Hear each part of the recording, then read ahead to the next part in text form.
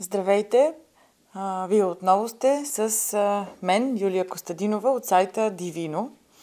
Днешната тема е посветена на, за мен, може би най-интересната италианска област, наречена Пиемонт.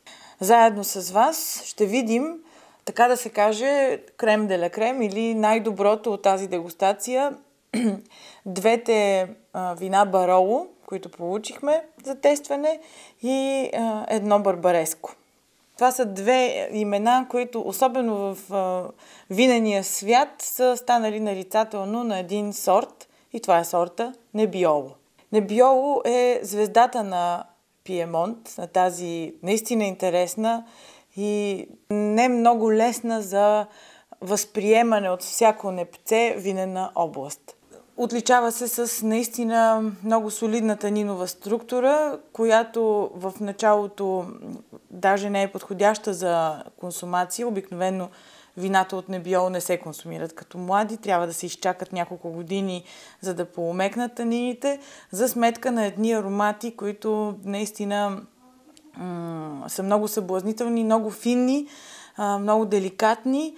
Напомнят най-хубавото така от есенната гора, подобно орехова шума, гъби и в частност трюфели, един от емблематичните теруарни продукти за Пиемонте. Бароло е по-сериозното вино. Местните казват, че Бароло е кралят, докато Барбареско е кралицата. Ще започнем с Барбареско. Избата е Микеле Киаро. Един производител, който прави много добро и за цената си, включително Барбареско. Реколтата е 2004.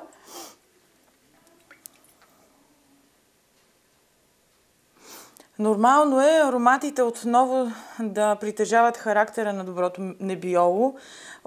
Отново да търсиме така специфичните за сорта нюанси на етерични масла, преплетени с така приятни гъбени землисти тонове, най-вече трюфел. Имаме изключително съблазнителен ликьорен плод, напомнящ вишнев ликьор или вишна в ликьор, суха вишна в ликьор с костилка, преплетено с много финни, далечно флорални парфюмени нюанси. Едно наистина типично барбареско с много експлозивен нос. Определено с много добра свежест.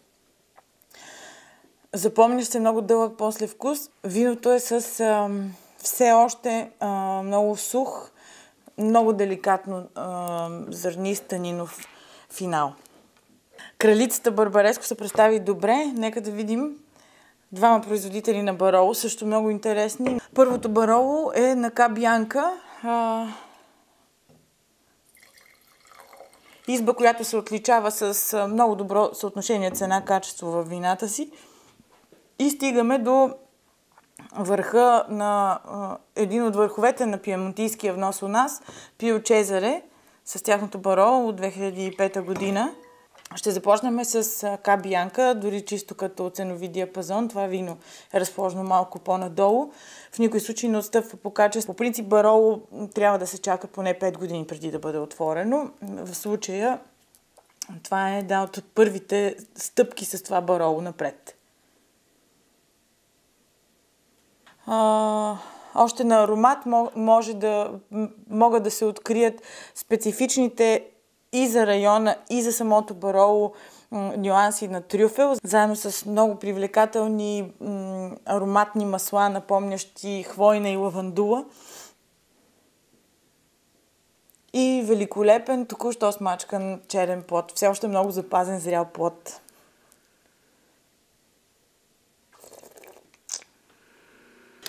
С сериозна структура, доста мощна структура, в същото време загладено, вече започват да омекват танините. И последното, но не по важност, от нашите три вина, това е Бароло на Пио Чезаре. може би едно от така най-типичните барола, които могат да се намерят на пазара.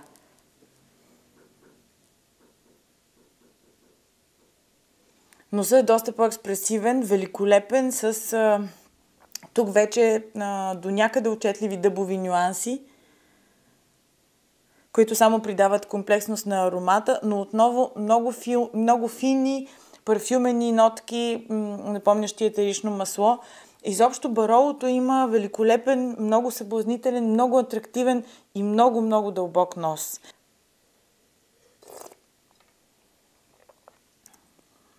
Това е вино за размисъл. Това е вино за по-тренирани непца, вино за ценители и определено това е вино за храна. Надявам се, че срещата с тези вина ще ви достави удоволствие.